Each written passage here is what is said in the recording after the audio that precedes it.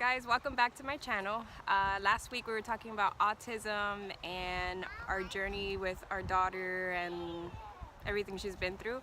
So this time I wanted to talk to you a little bit about a different perspective on autism from an adult that has autism. So I'm going to do like an interview type of thing so that I can go ahead and show you what a different perspective is. It's instead of a child's perspective, an adult's perspective. So you're going to see the kids in the background. That's Jackson, and Jade somewhere running around in the park.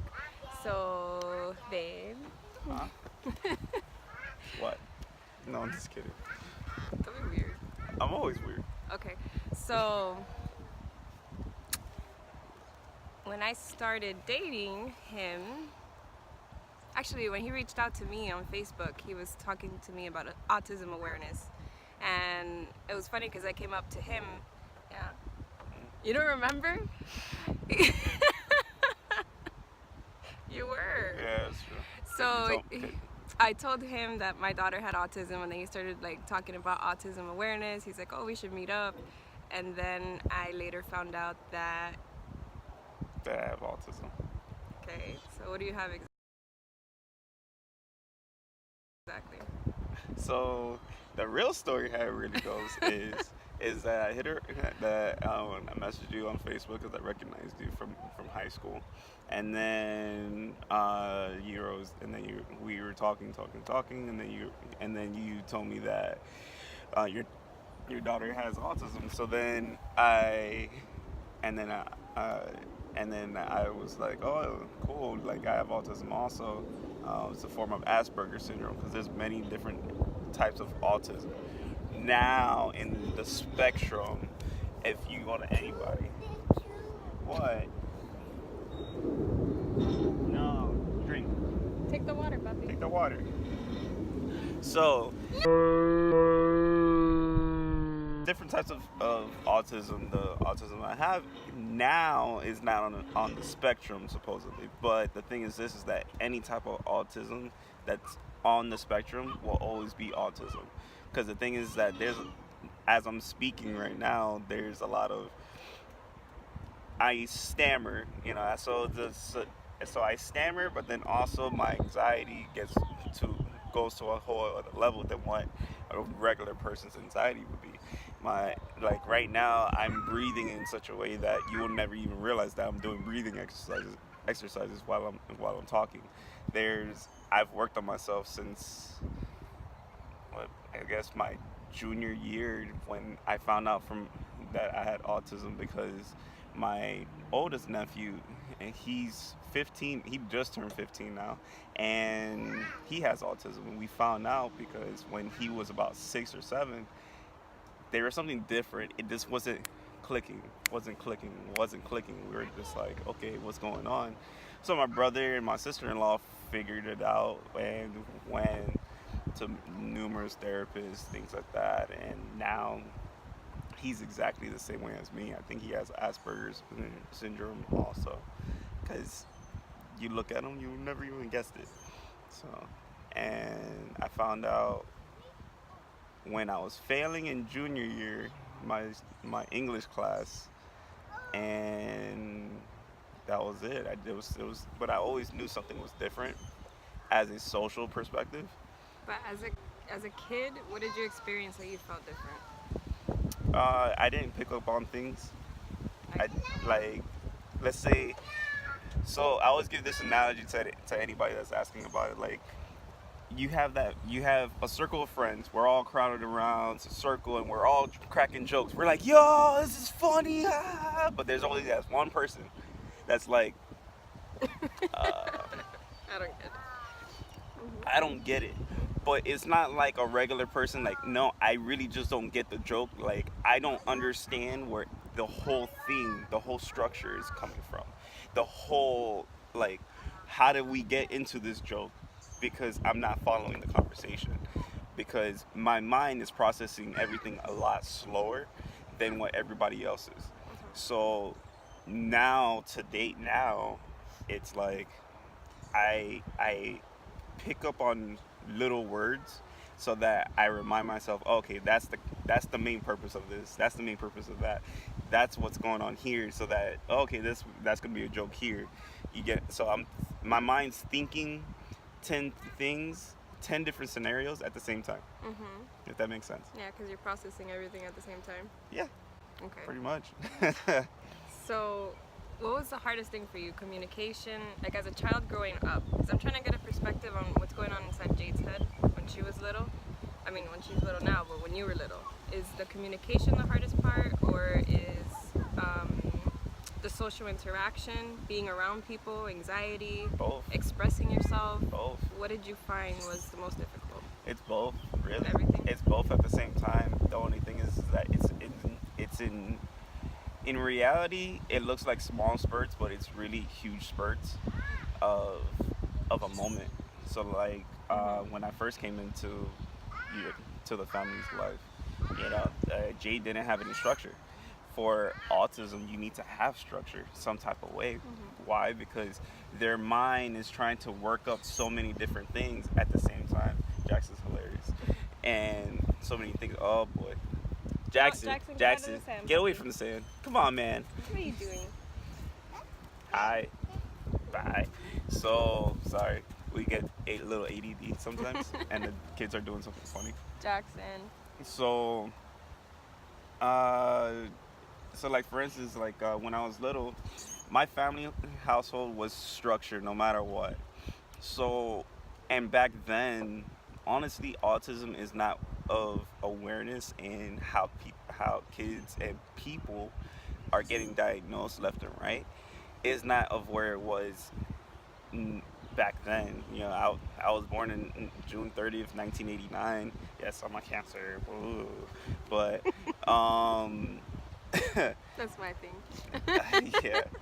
But it really stands from a point of what are you learning? How are you learning it? How is it being taught to you? So like for instance, for me, I had great teachers, growing up, like that really love teaching. It's not like a lot of teachers these days where they just get into teaching where I want to be a teacher. But they really don't try to, when you find that one student that thinks completely different and you need to figure out another way of how to teach that one subject, that to me is what a teacher is. That's the teachers that I've had in my past. I did not go to ESE. I did not go to special classes. If anything, I had honors classes when I got to high school. My sophomore year, I had 2 honors classes, and it was crazy because I was like, "What, man? I love science. Like, this is dope." And then I got honors, and then I was like, "Man, this thing's too hard," and I'm doing like 10 different things at the same time. But to go back to the question, it was really just structured. Like for me with math, like learning math or things like that, I had to, like, I loved to color when I was little. So I had to, so what my teacher and my sister-in-law and my mom did to me when I was little was, all right, here's 2 + 2 = 4. I'm like, huh? That doesn't make any sense. So they gave me 4 coloring pencils. They told me count it, 1, 2, 3, 4. Okay, so that's 4. So now I'm gonna take away these 2. So now 1, 2. Okay, take away those 2. 1, 2. Okay, so now count them all. If you put them all together, you add. Keyword add together.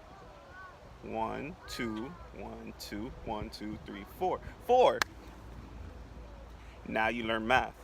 Because now you're making it fun, educational, but also I'm learning, but I learn in a completely different way.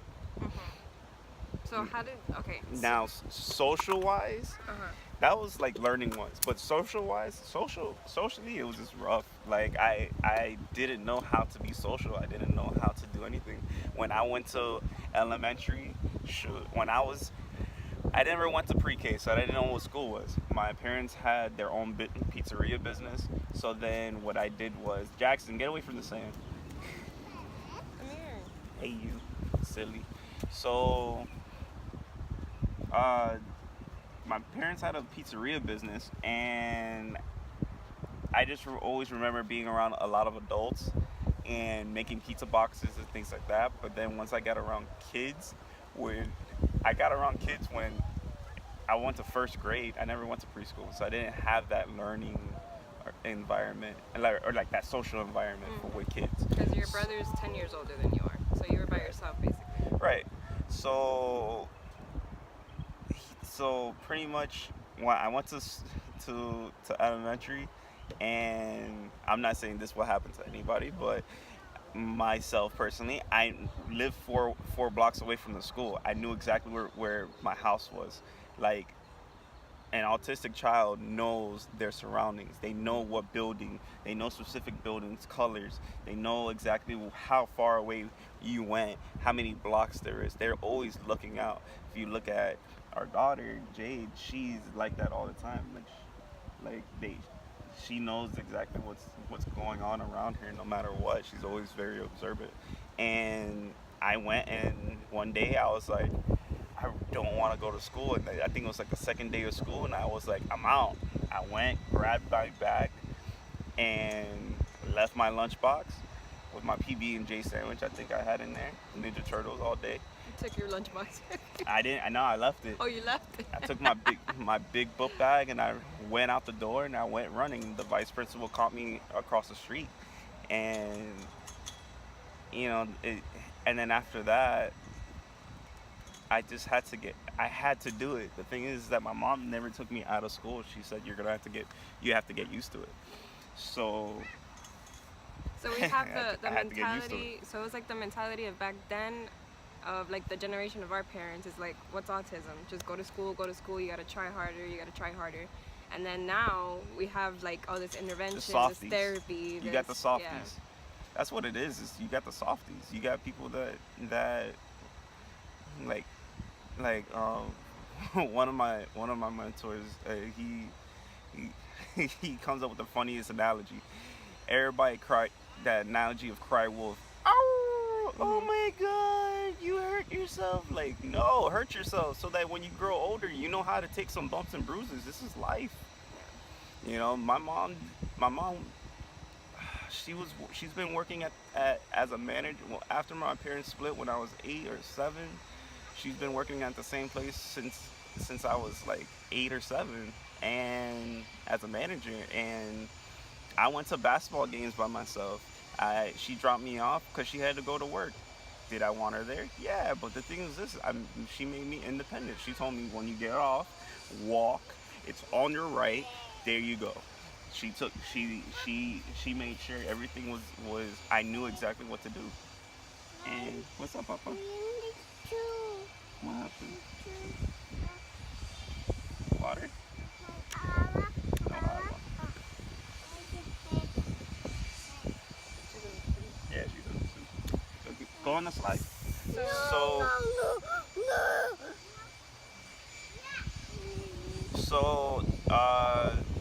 see.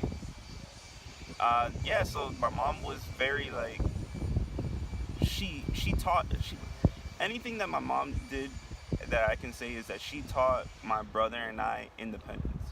She taught us how to get from point A to point B to point C to point D all the way through Z.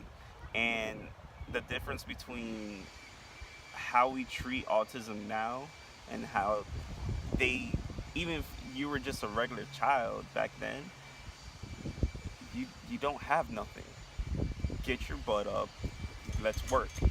And that's what we did when I came into Jade's life, she didn't have structure, she didn't know what she was doing. Everybody babied her. It was that newborn baby girl that, oh my God, come on, no, put her down, let's work, because we have to get her structured. If you don't teach her how to eat by herself and you keep feeding her, guess what you're gonna do when she's 15?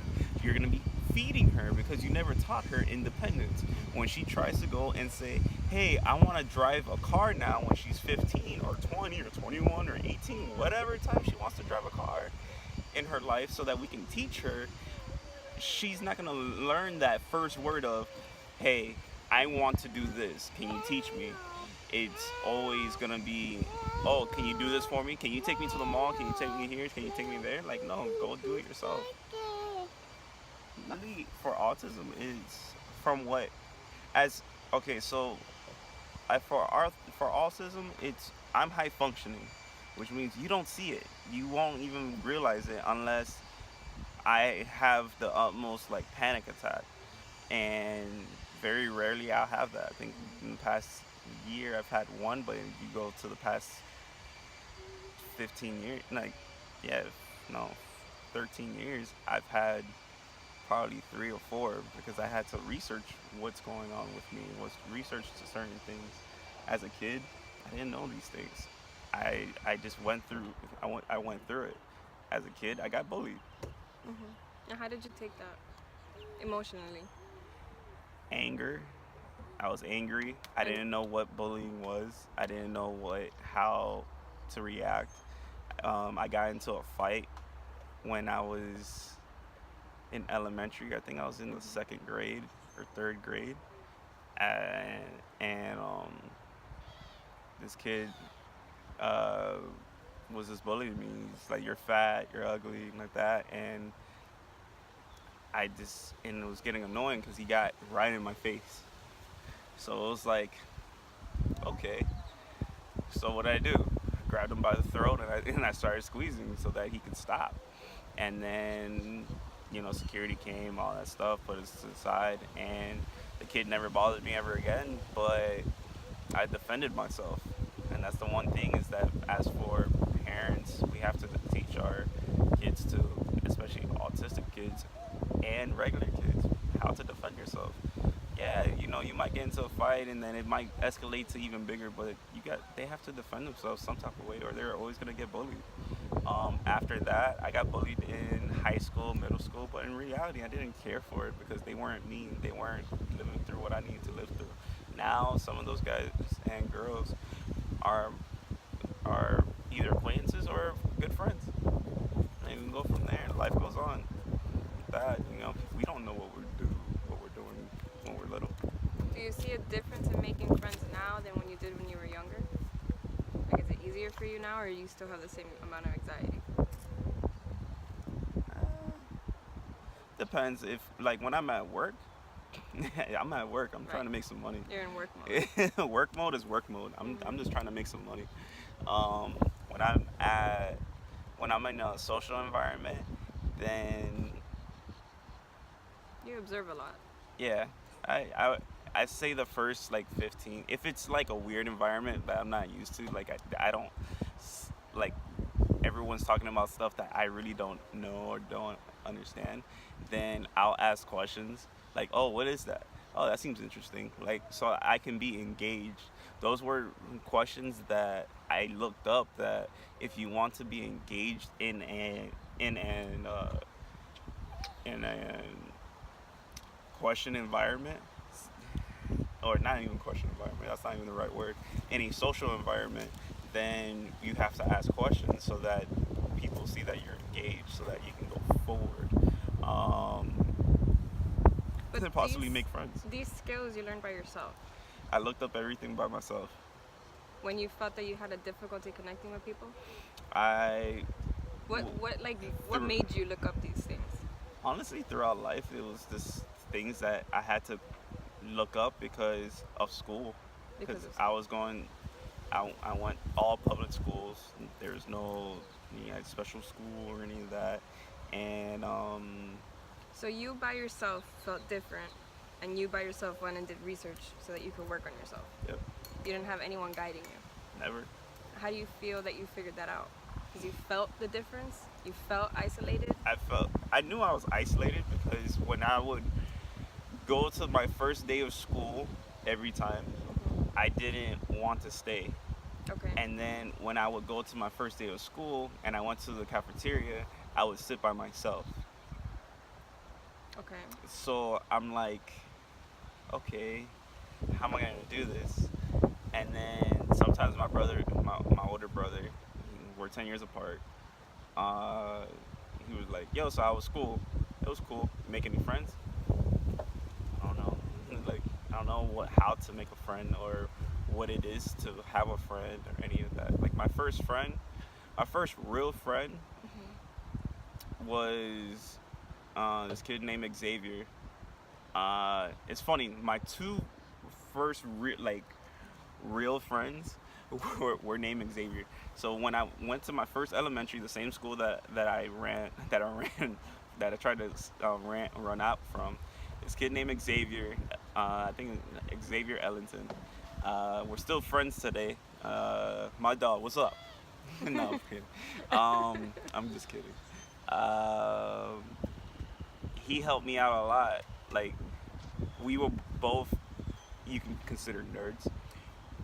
And we would just play around and stuff, and it was cool. We went to recess together and have fun, playground and all. Played basketball, which was something we both loved to do. And then once I left that school, and we moved to a completely different house, then my neighbor from across the street, his name was Xavier. What up, X? What's up, dog? My brother from another mother.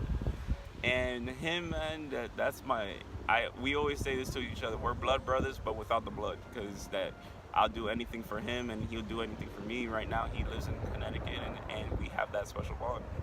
And we still talk like we never left anything. He didn't know I had autism or anything. He accepted me for how I was. We played sports. That was the thing that linked us all together. And then I realized that sports was a way to join anybody. It doesn't matter what it was. And like me looking up to Michael Jordan, Kobe Bryant, these big name guys, any type of sport, it doesn't matter. It can be A-Rod, it can be Derek Jeter. Everybody has a past, but the thing is that everyone had something like, nobody was very social in the best way, and that I've read books on also. And even one movie that even helped me out a lot was a movie called Hoosiers. It was about a college basketball team. They didn't have the best relationship together as a team, but then a coach came in and changed the perspective of all that. Now they got to know each other. They got to figure out each other and all. Even there was there was a football movie that did the same thing, and I can't remember that movie, but yeah, I remember. It was a movie called there was one movie called The Replacements. There was another movie. It was a college football movie that during Black History Month, and everybody watches it. So did you feel like sports helped you have a relationship, but non-verbally? Like you were able to communicate, but like, okay, this is what my team needs, but you were an individual in a team. That's how you felt. Sports helps you with everything, because if you're good, or not even that you're good, you can be the suckiest player of life, and as long as you show effort, the team will accept you. Imagine the movie Waterboy. My mama said everything's the devil. Football's the devil. Guess what? The football team made fun of him, ridiculed him, everything. But then, because he had, I don't remember what he had. I think it was Down syndrome, something. He looked like he had something. And the thing was that he kept playing because he felt like he had friends. And I could relate to that so much, because it only takes one person to make you feel like you have 1,000 friends. And that's why I hold my friendships very dearly. If you did something wrong to me, then I probably might not even talk to you for I don't even know how long. And if it's like, I won't talk to you. But until you realize or say, yo, did I do something wrong? I'm like, all right, now I'll go ahead and do it. And then I'll go ahead and talk to you and tell you exactly what happened. And go from there. So growing from childhood to adolescence to having friends and all that, how do you feel that autism has affected like your love life, for example? If you had a crush, I know it's weird with me, but I didn't know nothing. Nothing? I didn't know how to talk to a girl, nothing. throughout years. Like, yeah, once I got to, like, my very first girlfriend was middle school, and I didn't even know how to act or anything. I really liked this girl, and I was like, let me put it on my yearbook photo, and like, would you date me? And then she came up to me out of nowhere and said yes. I was like, okay. And then it just felt, but the thing was that I just felt weird because it was so much like this. It's like weird for anybody. No, but it was, kidding. but no, it's, I'm kidding. but it was just really, it was very clingy, and it just didn't, like, it was just like, like when you're, if you know anything about autism, like, they don't like so much affection or like hugging and all, and I just didn't, like, even with my own family, I'm not like that. With my mom, heck yeah, shoot, that's mom, shoot, I'm a mama's boy all day, love her, but, but it was just that. Then, after that, like, you know, I've dated in high school and stuff like that. I got better with my social, because that's how I got better with asking questions and stuff. Asking questions and things like that, because, thank you, asking questions and things like that, because we just had to do that. Like, I had to figure out how to be social and all, because if I didn't want to be by myself to all my life, then go from there. As, like, honestly, if I didn't realize how much, like, let's say if I was moderate, like, functioning or low functioning, I wouldn't care if Right. if I'm by myself. Like, in high school, yeah, you know, like, as soon as I started getting better of awareness of, like, other people's feelings, that's where I really started understanding people's feelings and stuff. And you know, I was like, oh, I think I like her, and then she likes me. Okay, so then we go from there. And then going from there, that's how, you know, I would date. You know, I was like, oh, you know, and then I would ask questions and go from there and see how other things were, and, you know, date, things like that, and go from there. If I ever took a girl, I never took a girl to mom to say, hey, this is my girlfriend, because I respected my mother, and I respected, you know, who she is. She's a very strong woman that deserves that is the world to me and my brother, and I have more respect for my family than that. So if it was worth it, then that, you know, and my whole family knows that, you know, like, if I don't bring around girls like that, like, every 3 months or any of that, like, nah. So went from there. Okay, so then, for example, we met, and I remember it being very difficult for you to bring me home to your mom. Right. How were you able to get past that? Well, it was after a year. Well, no, it wasn't after a year. It was like, what, 3 months? A few months. Yeah, it was like 3 months. Just, it was exactly what my mom told her. He takes you serious. Yeah. Because the thing is that like, if I don't, it's like, for my friends or anyone that just knows me, if I don't take you serious, I don't care about you. Like, I don't give a S about you. Like, I really don't, because I'm not gonna put my energy into you. I'm not gonna give you my energy. Don't worry about him. You know. Okay, to a typical, I'm gonna say to a typical person, what you just said sounds really cold and mean, but you don't really mean it in a bad way. do you? No. Because the thing is that in my mind, I have to sort, because my mind thinks in so many different things. My mind thinks in so many different ways at the same instance. Like, perfect example. Like, right now, I know that Jade is over there by the tube over there, Jackson's right here playing with with uh, with Jesse's sunglasses, and I'm holding him by the back. I'm feeling his heart rate so that I'm being aware of if he's gonna hyperventilate or anything. I'm realizing how he is. She Jesse's right here in front of me. I'm making sure that she's okay because sometimes she needs to drink water, or like if anyone's walking around us like that, or it's my mind think, or and then at the same time I'm thinking of what am I saying next, cooling my mind at the same time. Like there's a lot of variables going on at the same time where it's like, what, you thought about that? Like, yeah, I thought about it right now when I'm speaking. Let's say when I'm speaking on stage, uh like I spoke on stage before, told my story, bits and pieces of my story, and for the 500, 600 plus people, multiple times. And thank you, Papa. I don't think that's gonna fit. That doesn't fit. Go put it on Mama. No, it has to go to Mama. It doesn't fit.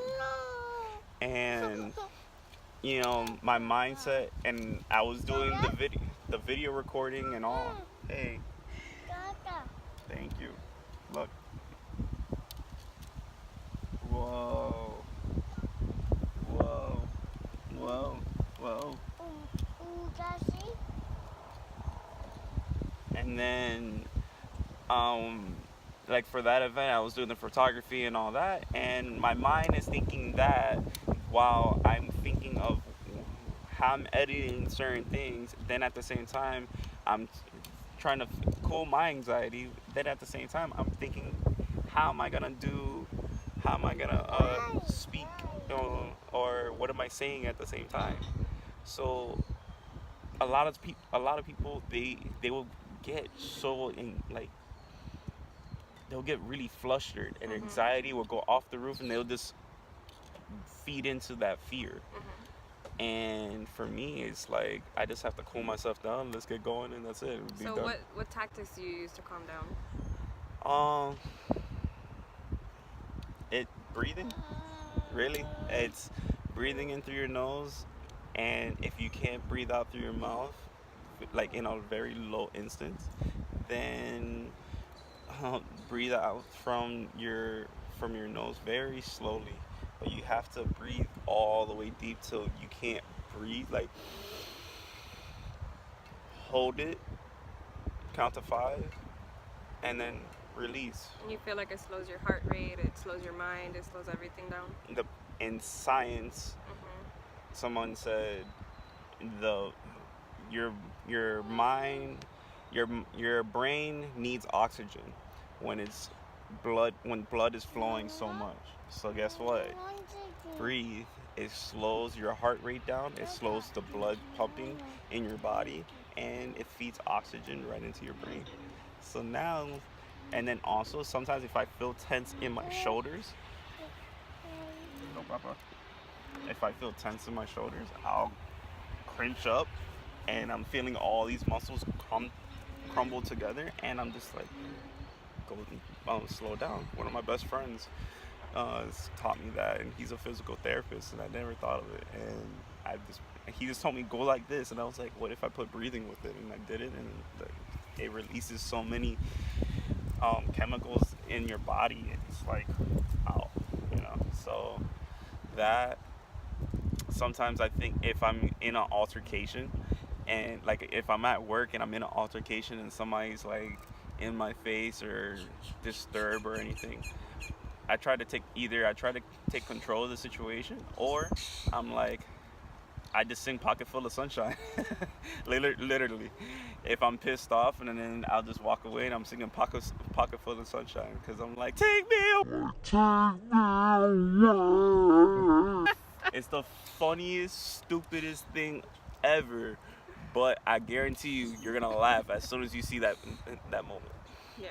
And then when you go and do it, you're like, ha, ha, ha. You right. It's funny. So, 2 last questions. one, you just said that you pay attention to a lot of things at the same time. Would you consider them to be sensory? Like you're hearing things, you're paying attention to everything in a sensory type of way? Like you're watching, you're hearing, you're smelling, you're everything all together, and it's not overwhelming for you? No, I guess because since I'm older, it's fine for me because I can block out a lot of things. Like I can block out, like sometimes when the kids are like, let's say the kids are screaming and on the top of their lungs just because they're mad or they got hurt, I can block it out. I've blocked out sirens in my, like that. Like it's, I don't know if it's sensory. It probably could be. You wouldn't know. No idea, because I'm older now. But it's just the way you. I just structured myself that way because the thing is that what it's like that old saying: what doesn't kill me, what doesn't hurt me, fuels me. So I'm able to. How I take that for myself is it's not hurting me, so I can still keep going. Now, if I'm in a situation where I'm dissecting every single thing, then it's like, okay, I have to calm myself down and then I have to kind of like structure it. Because now in my brain, I'm kind of like taking this and I'm moving this, taking this, moving that, so that I can think properly, think clearly. You know, it's like... He likes to say a lot that the show The Good Doctor is very similar to the way he thinks. Like when he goes in and breaks down a certain procedure that he has to do or something with a patient, and you see it visually like space out, he's like, that's how I think. And I was like, wow. So season 1 of The Good Doctor, so there's a show. It's of a doctor, an upcoming surgeon that is he's autistic. He's high functioning, but he never took the risk as growing up to really get out of his own shell. So now, since he's in a position to become a surgeon, to get I guess residency within the hospital, he has to get out of his own shell. So he's learning while he's working. And that's really what I did. The things that he's doing on the show, I did that my whole life, and I still do it today. And excuse me. And he reminds me a lot of the things that I did. And honestly, the type of autism that he has, I think, is Asperger's syndrome, because he's social. He has a sensory disorder because he doesn't like loud things, and that's autism. His awareness is very high, but he doesn't speak like that. I get like that sometimes. If you confront me in a certain way, then I'm going to tell you exactly what the answer is straight up. But if you ask me a question in a certain way, in like a, what is it, like a passive way? No, an open-ended question. Open-ended question. Yeah, if you ask him in an open-ended question, he's like, what? But if you're very specific, like, oh, for example, in your childhood, did you experience this and this? It has to be very specific. Not, how was your childhood? He'd be like, what do you mean? Like, if you ask me how was my childhood, I would just be like, it was good, you know, had some good times, had some bad times, all that good stuff like that. But if you ask me, so what were you like when you were little? How did you act? Then I'm able to filter out a lot more and get, imagine like you have a file bin and you just roll this whole thing out of files. Okay, I can take out those files in my brain and I can say, this is how I was here, this is how I was here, this is how I was here. And was I progressing all the time? And I was always progressing. I think the one time that I've ever had a huge panic attack and a huge, like, oh my God, like I'm going backwards was when we got together, because I had to understand what she was like, because now it's a relationship. The relationship is 100-100, not 50-50. If you think your relationship is 50-50, get a reality check. It's 100-100. You know, autism, you know, people sometimes are, they're very direct. I'm very direct. I'm very literal. At the same time, I can be emotional too. But the thing is this, I'll always ask the person, okay, so do you want real advice, or do you want me to be, Sugarcoating. Be supportive in a sugarcoating. no, say all the bad words that you want to think to yourself, and then there you go.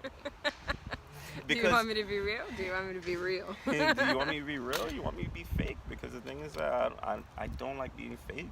My mom didn't raise me that way, and I just don't.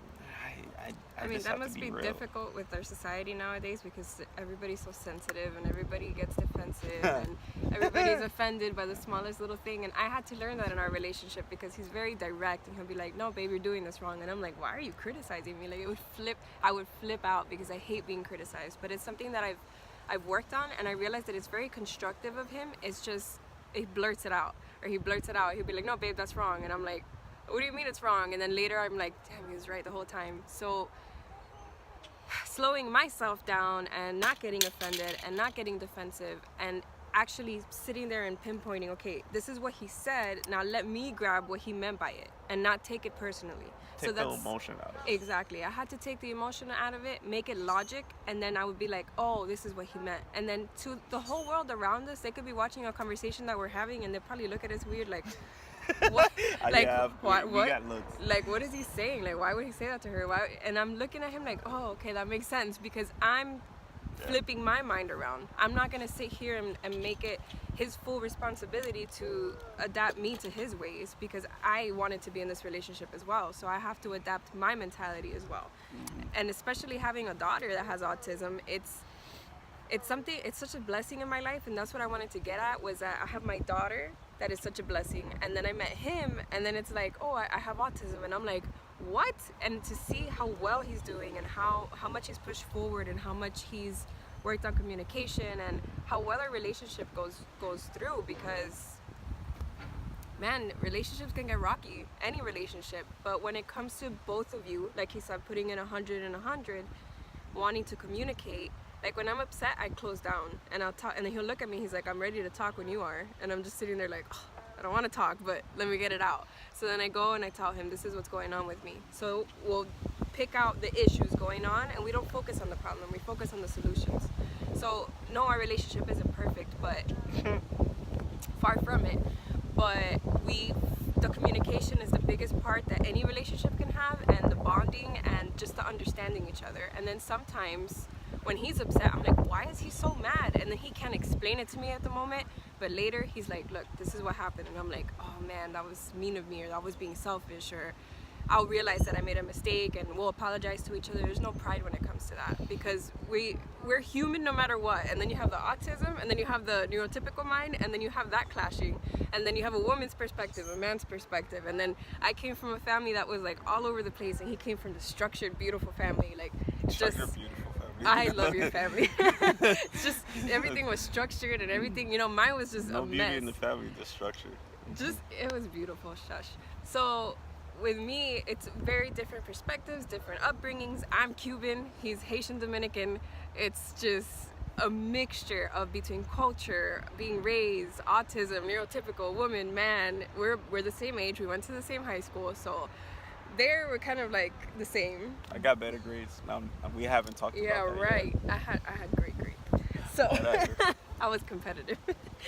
So basically it's that. If you're gonna put 100 and 100, then you cannot expect a person, let's say you have a friend with autism, you can't expect that person to make you understand 100%. You gotta put in your effort, because it's not their responsibility. So if you wanna mutually have a relationship, I'll be like, okay, so this is the way you think, and he's gonna understand the way I think, and then that's how we start meshing things together so that we understand each other. So one thing that I really got good at was picking up people's habits, but also their personalities.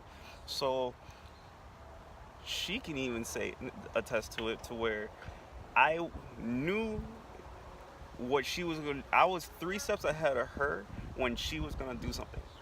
Yes or no? Mm-hmm. I'm 3 steps ahead of Jackson before he does anything.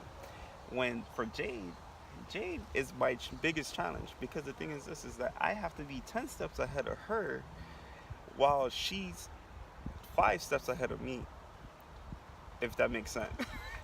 Because the thing is that competing all the time. No, because the thing is this is that she's all right. So perfect example is this. I can go ahead and we could be watching a show, her, and let's say we're watching a movie, and then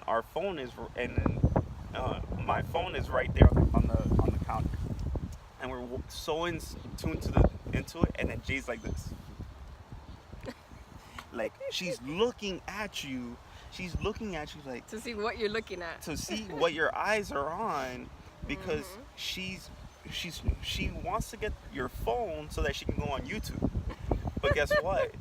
For me, I'm looking at her from the peripheral, because as soon as I see her come within the vicinity of where we're at, and I know where the phone is, and I see her gravitating towards the phone, I know what she's gonna do. So then, hence, I have to be 10 steps ahead of her while she's trying to be five steps ahead of me. You understand? So that's where it starts to happen when you have autism versus autism. When you have, how do you call it? Neurotypical. Wow. Say that 10 times. So let's say neurotypical versus autism. She's not gonna realize anything she's doing. She's gonna realize it when Jade starts going onto that the worst, like the wrong thing on YouTube, and she hears it. That's when she's gonna hit the light switch. For Jade, is like for autism versus autism, or it's really awareness versus awareness. You need to be aware of who's around you, so that you can see what's going on. Like for instance, Jade's about to go into the sand over here, but she's just really looking at the sand, the structure of the sand and the grass. Jade, come here. And come here. That's it. Water. Come drink water. And how do you feel as a parent of a child with autism now? Deja vu. I'm hearing everything of deja vu all the time. Everything you went through? I don't know if it's everything I went through, because I barely remember it, but when it happens to, when she does things and then I'm like, oh, I remember doing that. What did I do? Sometimes I'll go back to Jess, and I'm like, did you used to do this? She's like, oh yeah. I'm like, okay, what did you do? Okay, we're gonna switch that around. We're gonna do it this way so that we can hit both parts of Jade, sensory and. Because me as a child, I remember having sensory issues. I do remember that, because there's many things that she does now that I look at her, I'm like, oh my God, that's why I used to do that as a kid, because of sensory. But the generation of our parents would never look into it and be like, oh, this is what's going on. You have no idea. For example, like she squeezes her hands together. I have these kind of habits, and it's to calm myself down, and it's funny because I see them in her now, and now I realize what went on with me as a child. So they're right there. Jade, come here. Jade, come here. Come here. So I wanted to introduce her in this video. Jade, come here. Jade, babe, come here. Jadey. So these are one of the challenges you'll go through as you call them and they don't respond and things like that. But she hears me. She knows I'm calling her. So she's playing hard to get. So I'm gonna introduce her now in this video, and hopefully soon I'll get into how we cope with her tantrums and get her to calm down. So this is Jade. Say hi. Hi. Say how are you? How are you? Say how's everybody? How's everybody? Say my name is Jade. I'm Mr. Jade. How old are you? 4. 4. Good job. Can I have a high five? Besito. Mwah. I love you. Say speak. Speak Hawaii. Now you know she's a fan of mommies on YouTube. So she's high functioning and she's verbal, thank God. And it took a while to get there. It took a lot of speech therapy, occupational therapy, physical therapy. Now we're getting, yes, babe therapy. Is that what you want to call it? Okay, you can have all the therapies in the world, but if you're not doing anything at your house, you ain't doing nothing. Well, of course. Yes. No, that is the truth. No, You're not doing nothing. You're not doing anything. If you're just sending your kid to therapy and you're not doing nothing at home, you're not challenging them, you're babying them, you're doing crap for them every single time. I'm sorry to be so very literal, but the thing is this is that you're hurting your child. It doesn't matter if autism or not. You're hurting your kid. It is the biggest the biggest problem with people these days is that they baby their kids so much. I see it all the time at Best Buy where kids are getting iPads, like not just like they're getting iPads, $400, $500, $1,000 iPads because the parent doesn't want to be a parent. They don't want to teach them what's 1 + 1 = 2. Or even get color pencils to try to figure it out. Like, love parenting. Love what you do. That's your job. Own it. Like, I stepped into a parenting role. Why? Because I love kids. But the thing was that I saw what they needed, and from what the current family was doing, they were doing what they needed, but they weren't doing what they need to progress. There's a difference. You're doing what's needed, like the necessities of survival. And then what he's talking about and then is you're not progressing. Yeah. You're not progressing. You're doing what's like bare minimum. Yeah. You can do bare minimum in school all you want, but when you get into the real world, you need to learn some things in school so that you can progress. Yeah, and getting his perspective on parenting was very helpful for me because my mom was the type of parent that was like, yeah, do whatever you want. Jackson, so I started stop. being the same way with them, and then I quickly realized that was not right.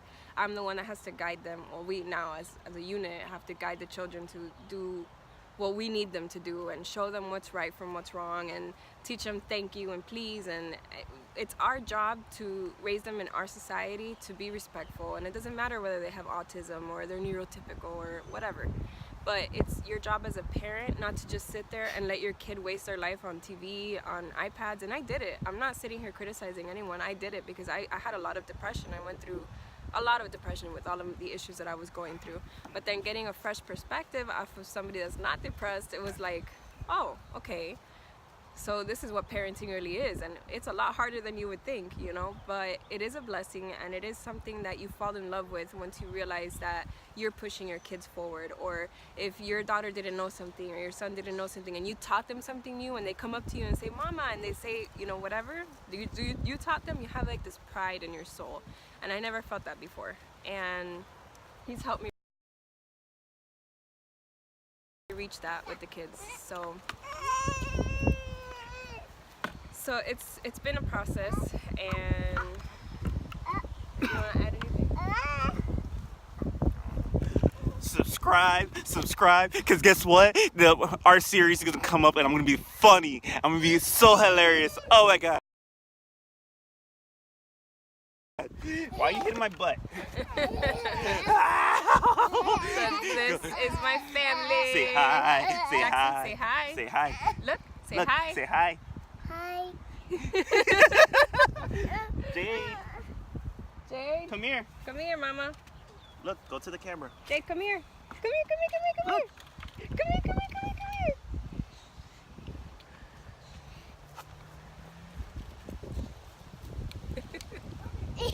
Look, say hi. Hi. How are you? Jade, say hi. Hi. You guys want to say bye? Say see you later. See you later. Say I love you. Say thank you for watching. Watching. Say Bye. love you. Bye. Look, besito. Mwah. Besito. Mwah. Bye. Deuces. You